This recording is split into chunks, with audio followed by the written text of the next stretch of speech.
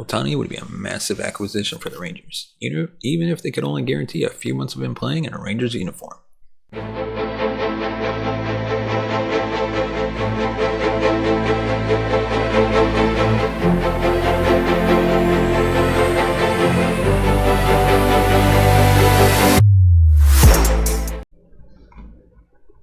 Welcome to the Talkin' Texas Rangers podcast. I'm your host, Larry Lace.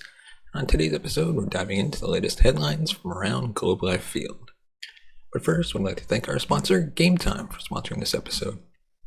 If you're looking for the best place to find tickets to your next Texas Rangers game, or for any kind of event, check out Game Time today. Use the link in the description, and you can help support the channel. And now on to our first topic. The Rangers are returning to Sunday Night Baseball. It only took about 8 years, but the Texas Rangers are finally returning to the prominence of the Sunday Night Baseball stage. ESPN announced on Monday that the Rangers would be kicking off their 2023 lineup of Sunday Night Baseball games against the defending NL champion Philadelphia Phillies on April 2nd at 7:08 p.m. Eastern. The fact that this will be Texas's first appearance on Sunday Night Baseball since 2016 is noteworthy, as that season was the last one in which the Rangers made a playoff appearance. Surely it's a sign that ESPN is starting to believe that the Rangers once again. And who wouldn't after the team has gone above and beyond to bring in superstars like Corey Seager, Marcus Semien, and now Jacob deGrom in the last 2 off seasons?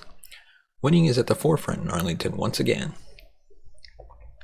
But if you thought one Sunday night game was exciting, how about 2 in 1 month? The Texas Rangers will also be playing on ESPN 2 weeks later on April 16th against AL West rivals and the defending champion Houston Astros. Times are changing, and quickly. Getting 2 Sunday night games in prime time against the 2 World Series teams from 2022 is about as good as it gets for the Rangers, especially considering the team has only won 60 and 68 games the last 2 seasons respectively. All the efforts that GM Chris Young and his staff have put into hiring Bruce Bochy as manager and their subsequent player acquisitions are finally starting to gain league-wide traction. And fans across baseball will get to see a much improved Texas Rangers product for themselves in 2023. The arrow appears to be pointing upwards for the Texas Rangers, and ESPN is helping to make sure everyone sees why by including the team in their Sunday Night Baseball lineup next season. Let us know your thoughts on the Rangers finally appearing on Sunday Night Baseball. Do you think it will help them in the long run? Or do you not believe in the team yet? Let us know. And on to our next topic. Framework for a potential Max Fried trade to the Texas Rangers. I'll start this off by saying I think there's a very small chance that the Braves trade their best pitcher in Max Fried before the season, let alone to the Texas Rangers. MLB pipeline analyst Jim Callis was recently on Hot Stove on MLB Network and hinted at the possibility of a Max Fried trade.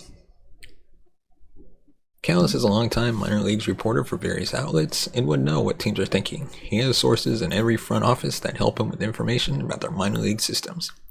He is able to call or text sources and get a text back from them. I don't know where he got this piece of information from, but let's just assume that someone told him that the Braves were gauging what Fried's market would be if they were to trade him. I can't imagine he would go on air with that piece of information without knowledge of the Braves' thinking.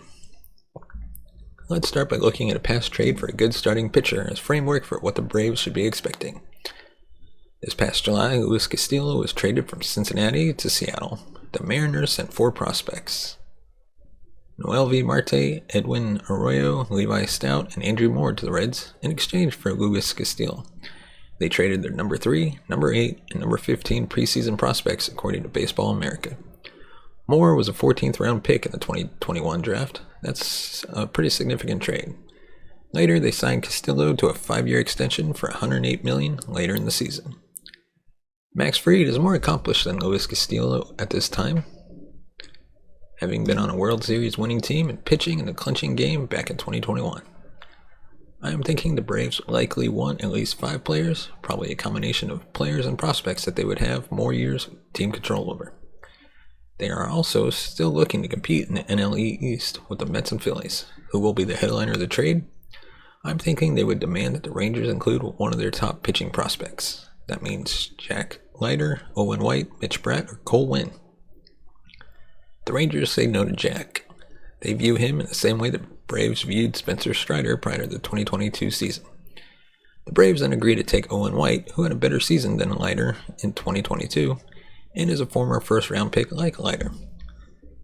The second piece is someone they can place in their rotation this season to help them continue to compete. That means someone from the Dunning, Otto, or Reagan's group. Any of them would be able to step in and be able to be a fourth or fifth starter for the Braves.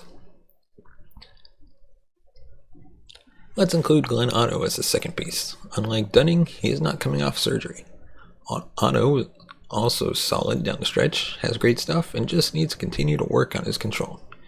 He can do that pitching in the back of the Braves rotation. He showed signs in the second half of making improvements.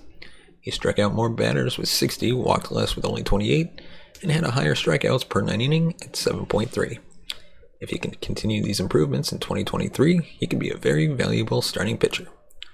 The third piece is someone from the Rangers MLB roster. The Braves need a left fielder to join Michael Harris and Ronald Acuna. Eddie Rosario was pretty terrible in 2022. He played in only 80 games. He missed time due to hamstring issues, as well as needing laser corrective eye surgery. Let's include Adolis Garcia in the trade. Garcia was much more productive this past season and is able to play every day. He increased his batting average to .250, less home runs with 27, but fewer strikeouts, more stolen bases, and more walks with 40 as well. In return, the Braves include Rosario in the trade and cash. The cash value is $9 million, bringing his remaining contract down to 2 years to $9 million. The Rangers will be paying him $4.5 million the next 2 seasons. They are betting on getting the Rosario who won the NLCS MVP in 2021 and was a regular 25 to 30 home run guy from 2017 to 2019. The fourth piece is Luis Angel Acuna. The Braves bring Ronald's brother to Atlanta. It appears Dansby Swanson is heading elsewhere, and they are handing the shortstop job over to Vaughn Grissom. Acuna would go to AA or AAA and be insurance in case it does not work with Grissom. He will still play shortstop every day and get some work in the outfield as well. I think that would excite Ronald that he would potentially get to play with his brother down the line. The final piece is Avery Williams, a future left-handed reliever. He came over in the Lance Lynn trade from the White Sox. He was moved from the rotation to the bullpen last season.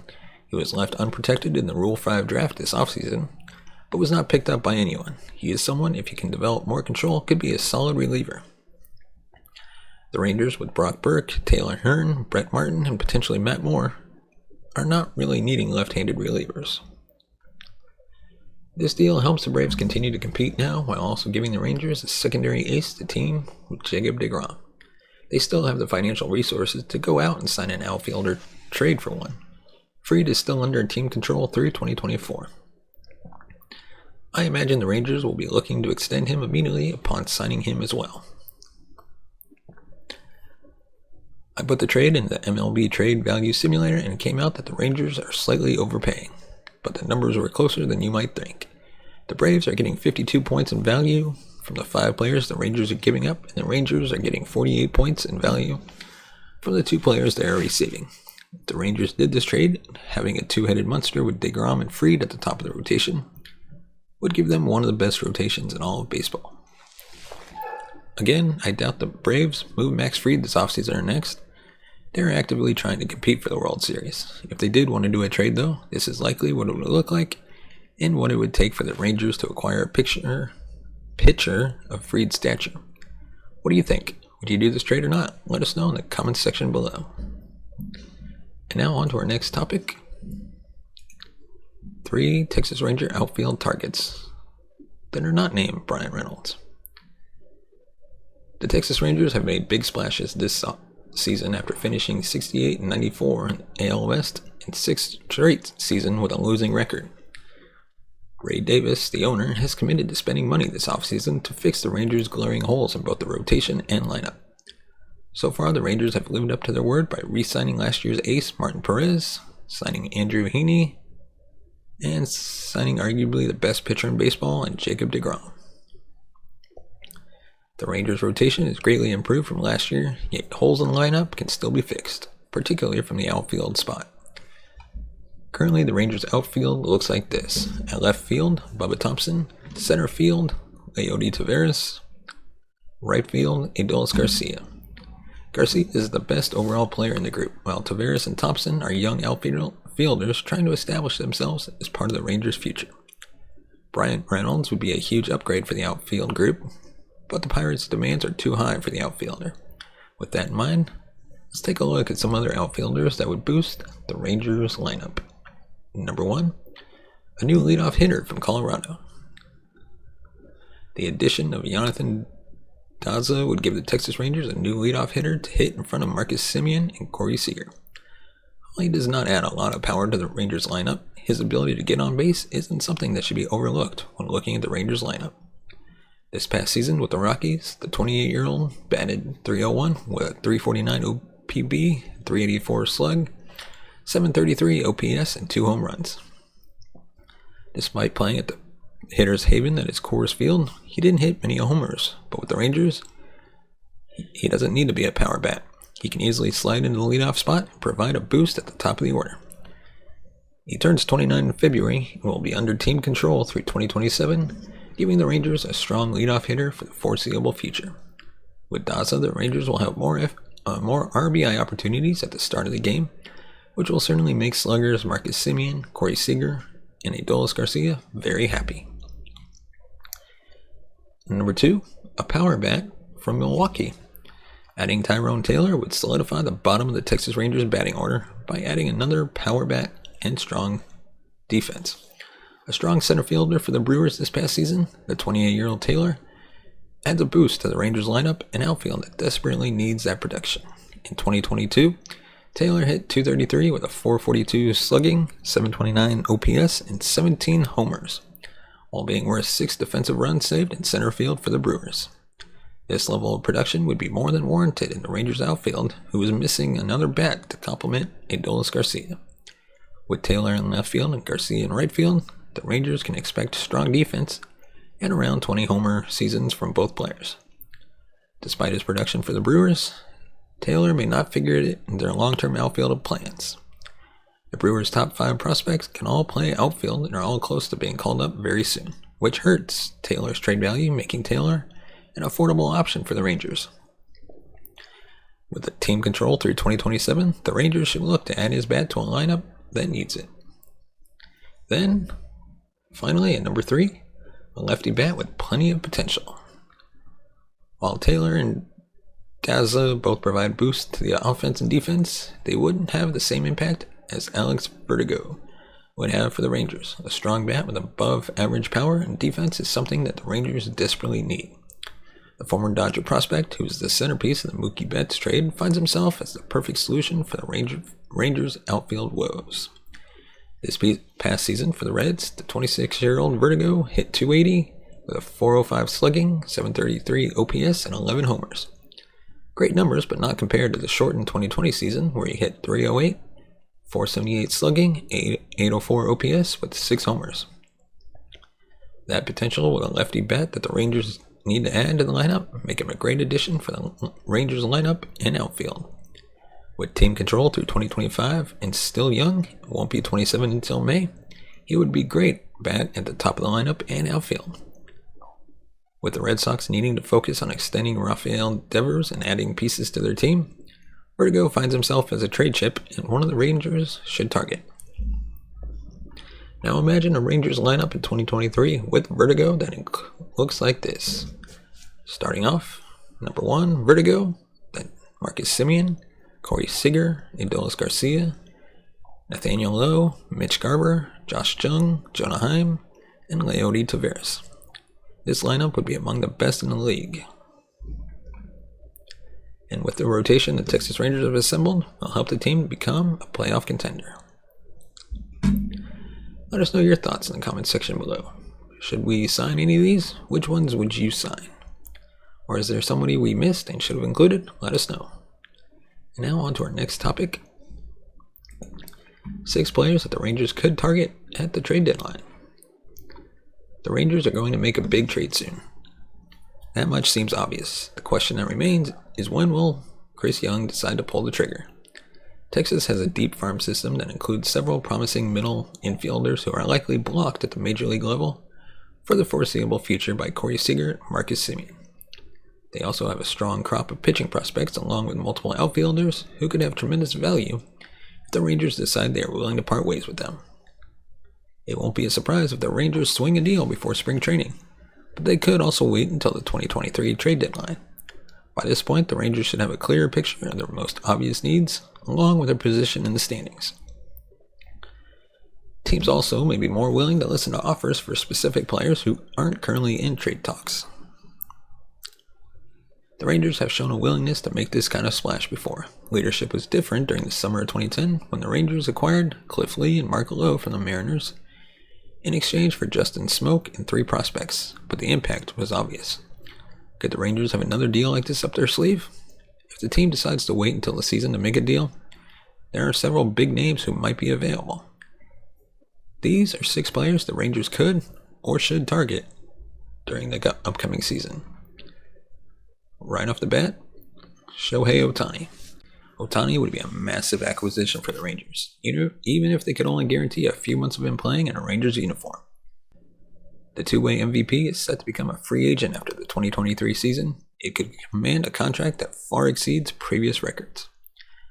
There's a chance that the Angels are unwilling to trade Ohtani to a divisional rival, and it will take a lot to meet their asking price. If there's any chance that Ohtani becomes available, there's little doubt that Chris Young will pick up the phone. Then, Shane Bieber.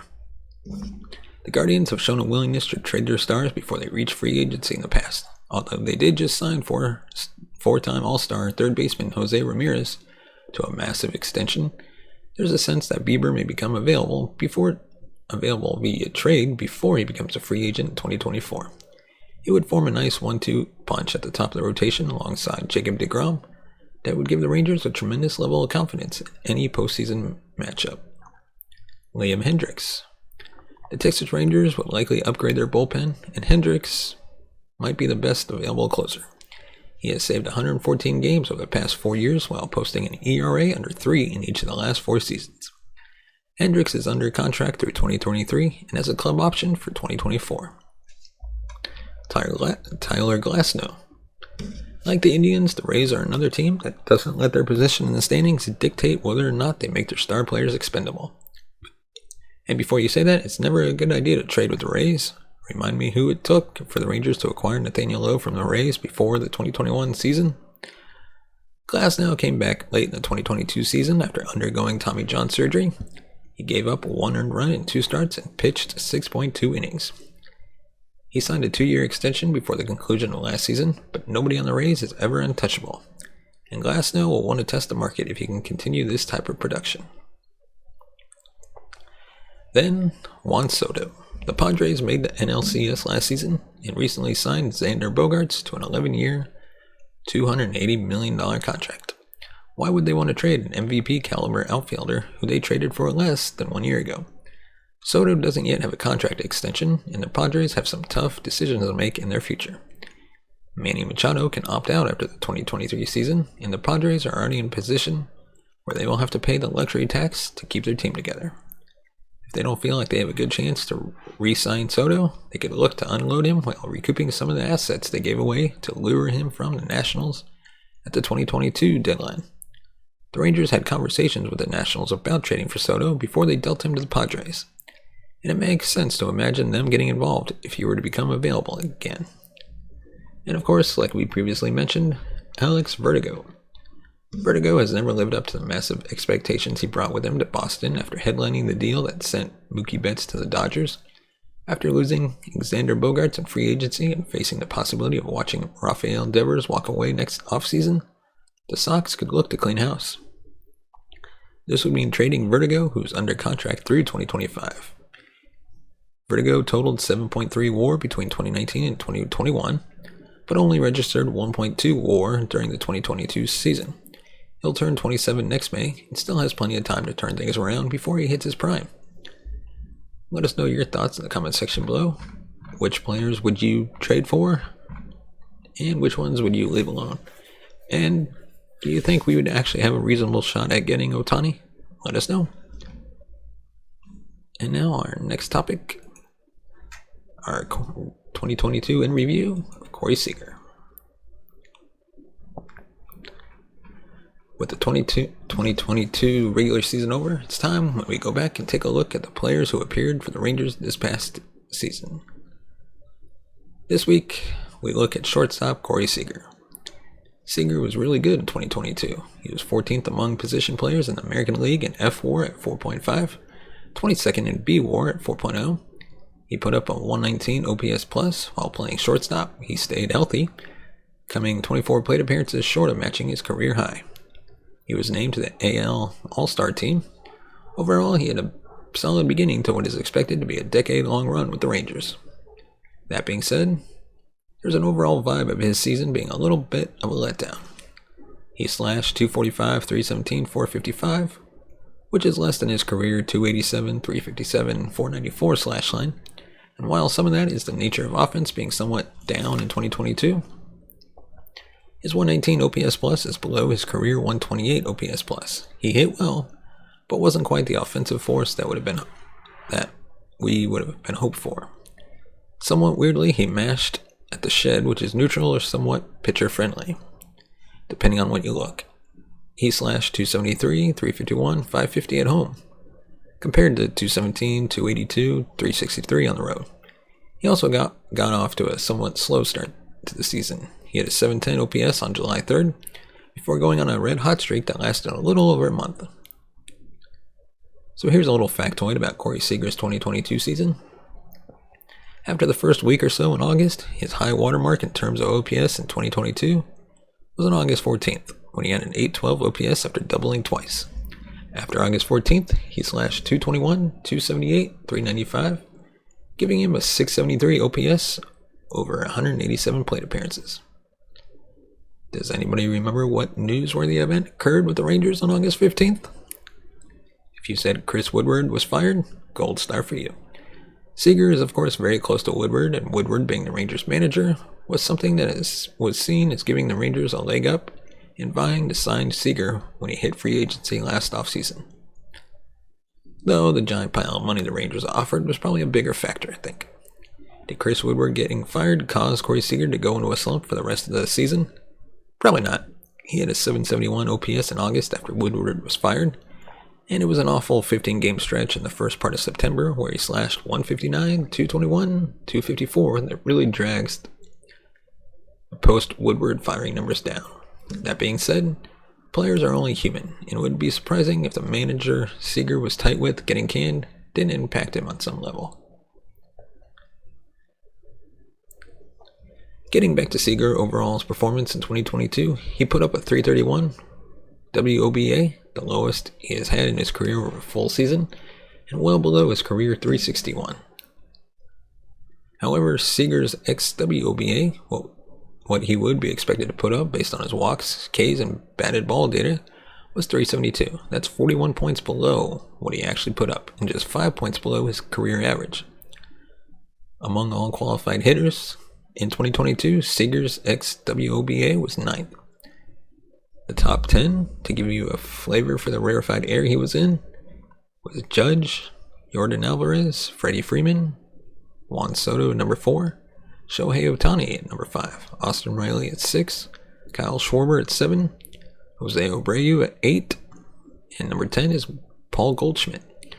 I mean, that's pretty good company, right? When you look at the individual components, that's what one would expect as well. Seager's 15.5% strikeout rate is lower than the league average. He was in the 85th percentile in K rate in 2022. His walk rate is a little above average. He hits the ball hard. So what is dragging Seager down? His batting average on balls in play was .242, 8th worst out of 130 qualified hitters. Some of it, I'm sure, comes down to bad luck. However, he's also a lefty pull hitter who puts the ball in play a bunch, and so he was someone who was particularly hurt by the shift. How badly hurt? Well, according to MLB.com, they identified Seager as the player who lost the most hits to the shifts in 2022. Based on StatCast data, Seager lost roughly 20 hits due to the shift.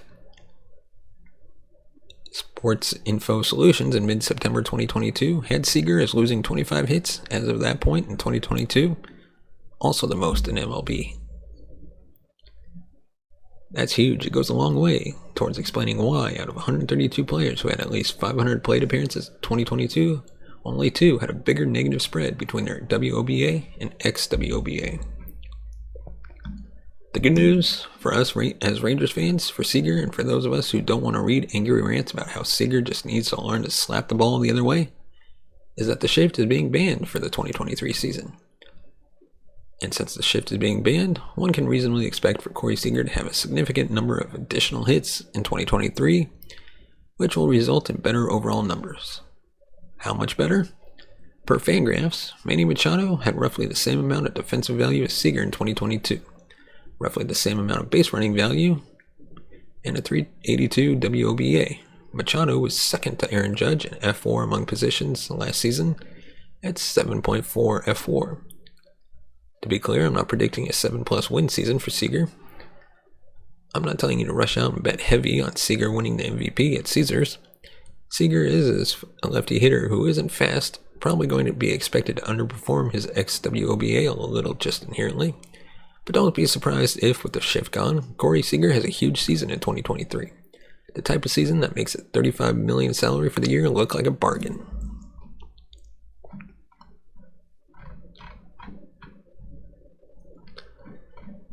And now, let us know your thoughts on Corey Seager in the comments section below. As always, if you want to support the channel, you can buy us a coffee at buymeacoffee.com/TTRangers.